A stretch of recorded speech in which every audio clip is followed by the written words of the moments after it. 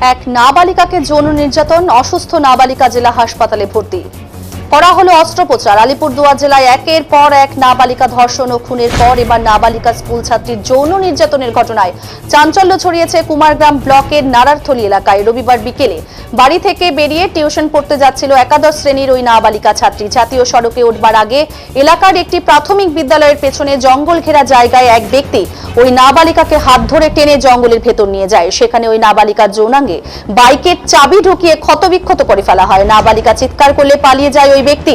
এরপর স্থানীয় মানুষ ওই নাবালিকাকে উদ্ধার করে বাড়িতে পৌঁছে দেয়। যৌনাঙ্গ থেকে অতিরিক্ত রক্তক্ষরণ হতে থাকায় তার দিদিমা নাবালিকাকে কামাখ্যাগুড়ি গ্রামীণ হাসপাতালে নিয়ে যায়। পরে পুলিশের অভিযোগও জানায়, মেয়েটির যৌনাঙ্গ থেকে রক্তক্ষরণ বন্ধ না হওয়ায় তাকে আলিপুরদুয়ার জেলা হাসপাতালে রেফার করা হয়েছে। রাতে নাবালিকার অস্ত্রোপচার করে ডাক্তার। এই মুহূর্তে স্থিতিশীল অবস্থায় রয়েছে ওই নাবালিকা। ঘটনাস্থলের পাশেই রয়েছে একটি প্রাথমিক বিদ্যালয়, তার পাশে জঙ্গলে দিন ও রাতে বসে মদের আসর। দুষ্কৃতীদের আনাগোনা রয়েছে সেখানে, এমনটাই অভিযোগ স্থানীয়দের। প্রশাসনের কোনো হেলদোল নেই। স্থানীয় মহিলাদের নিরাপত্তা নিয়ে তাই উদ্বিগ্ন গ্রামবাসীরা।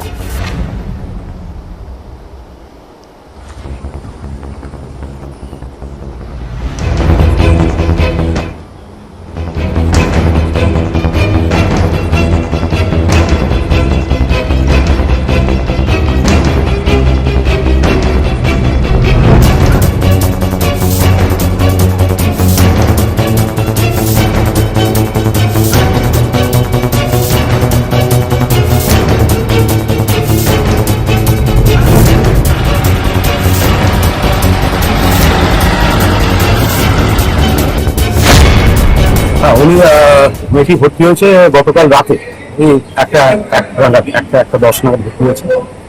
তো তারপরে আমাদের যিনি গাইনোকোলজিস্ট আছেন উনি যখন এসেছিলেন তখন ওকে ওটি করা হয়।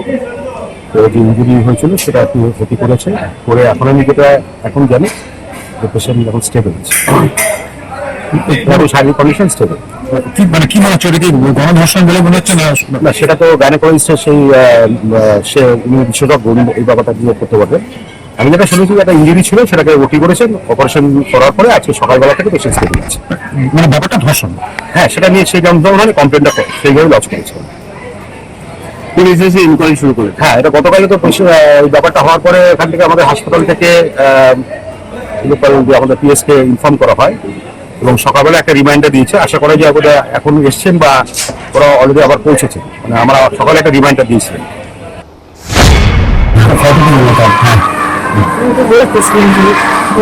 মানে কি শুনছেন আপনি সেটাই বলুন। কাজে কি কখন হচ্ছে, মানে ঘটনাটা কখন শুনলেন? 3:30টায় হয়েছিল। তারপরে আমার কাছে, আমি কাজে ছিলাম, আমার কাছে 4টির সময় খবর আসলো।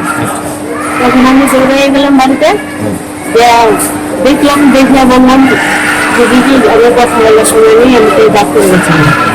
আমি সঙ্গে সঙ্গে ডাক্তারে গেছিলাম হাসপাতালে নিলাম। বললো যে পুলিশ হলে ভালো হতো, কিন্তু ঠিক আছে বসে নিচ্ছি। তারপরে যখন আসলাম পুলিশ বাড়িতে যখন আসলাম তখন পুলিশ সব কিছু করে দিল। 3:30টায় হচ্ছে। মহারাষ্ট্রের মতো গাছ মাঝখান দিয়ে রাস্তাটা, আর সঙ্গে থাইল্যান্ড অফিস ছিল আগে, উঠে গেছে। আগার কোথায় যাচ্ছিল? প্রাইভেটে যাচ্ছে। কিভাবে উদ্ধার করলেন? আমরা উদ্ধার করি নাই, ভগবানই বোধহয় উদ্ধার করছে, যার জন্য বাচ্চা গেছে। হ্যাঁ, বাড়ি থেকে একা হেঁটে ছেলে আসে, কালকে ও আবার হেঁটে আসছে। বাড়ির সাইকেল ভালো লাগবে। কিভাবে বুঝলেন এই ঘটনা ঘটেছে? না, আমরা বুঝি নাই তো, পরে বাড়িতে অন্য একজনের বাইকে করে কি বললো কি হয়েছে? না, ও সব মনে ঘটনা আমাকে বলতে পারে। কালকে আমি বাড়ি থেকে টিউশন যাওয়ার জন্য বেরিয়েছি। টাইমটা আমার ঠিকঠাক এখন মনে নেই। তো আমি বেরোনোর সময় আমি হাফ রাস্তা যাই।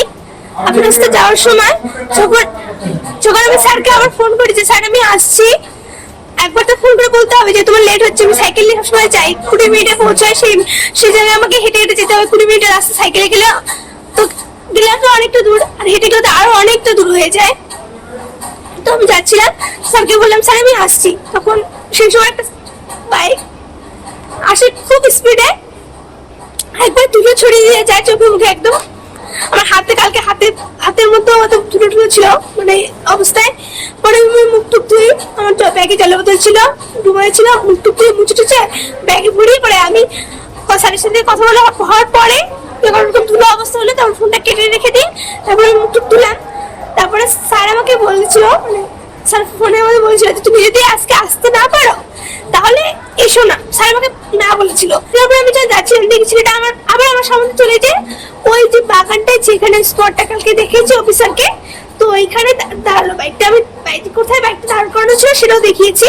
তো বাইকটা দাঁড় করে ফোনে কথা বলছিল। আর আমি তো বলছি নর্মাল লোক, এরকম রাস্তা, ওখানে অনেক লোকই যায়, অচেনা পরিচিত অচেনা অনেক প্রচুর লোক যায়। আর আমি তো একটা মেয়ে, আমি তো সব লোককে চিনে রাখবো না এমন কোনো কথা নেই, কারো আত্মীয় হতে পারে, যেহেতু বাইকটাই জামা কাপড় ছিল। তো আমি যখন ওর সামনে মানে চিনি করি অনেকটা ডিস্টেন্সে, আমি কিন্তু ওকে ও এইখানে ও ওইখানে, আমি হয়তো রাস্তাটা যতটা ভাগ দেওয়া যায় ততটা থেকে, কিন্তু ও আমাকে আরেকটা আগিয়ে আসে, বলে তোমার বাড়ি কোথায়? আমি উত্তর দেয়নি, আমি আরো আগিয়ে গেছি। তারপর পট করে আমার হাঁটাটা ভিতরে বলে তোর বাড়ি কোথায় এইভাবে বলে। আর কথাটার মধ্যে না টান ছিল, তোর মানে আমরা যেমন বলি না তোর বাড়ি কোথায়, এইভাবে আমাদের তো কিন্তু কথাটা কিছু হয়, কিন্তু ওই কথার মধ্যে না তোর বাড়ি কোথায় যেটা এমন না টান ছিল, টেনে কথাটা বলেছিল, ঠিক আছে। তো আমি যখন বললাম আঙ্কেল হাতটা ছাড়ো, যখন আমাকে কথাটা বললো তখন আমি গন্ধটা পেয়েছিলাম। উইন বা স্কচ খেয়েছিল, কিছুটা স্মোক তো করেছিল, আর চোখগুলো নেশানো নেশানো ভাবে ছিল। সবাই বলেছে আঙ্কেল হাতটা ছাড়াও, আমাকে আমার টিউশন আছে, আমাকে দিতে হবে। পরে ছাড়ছি না বলে আমার হাতে যেখানে স্পটটা আছে, এই যে খামচি দাগটা আছে। তো তারপর আমি আমার মামাকে কল লাগিয়েছি, আমার মামা কলটা ধরতে পারেনি, কল লিস্টে চেক করলে দেখতে পারবে আমাকে আমি কটার সময় কল করেছি। তারপর কল করার পরে আমার মোবাইল এবং ব্যাগ আমার দুটো ছুঁড়ে ফেলে দেয়। তারপর অনেকক্ষণ আমাদের 5-10 মিনিট যেহেতু কথা কাটাকাটি, আমাকে ডাইরেক্ট ট্রেড দেয়, ওকে আজকে থেকে মেরেই ফেলবো। আমি তোমাকে কি দোষ করলাম আঙ্কেল, আমি তো তোমার কোনো দোষ করিনি। এই বলার পরেও মানছে না, আমার হাত দুটো পুরো ধসে করে, মানে একবারে ইস্যু করে। তারপরে আমাকে ধাক্কা দিয়ে তো অল্প জন্য আমার মাথাটা ফেটে যায়নি। তো আমার এই গাছটা ওই জায়গাটা আমি স্যারকে দেখিয়েছি, চিনতে পারলাম। আমি দেখলে চিনতে পারবো।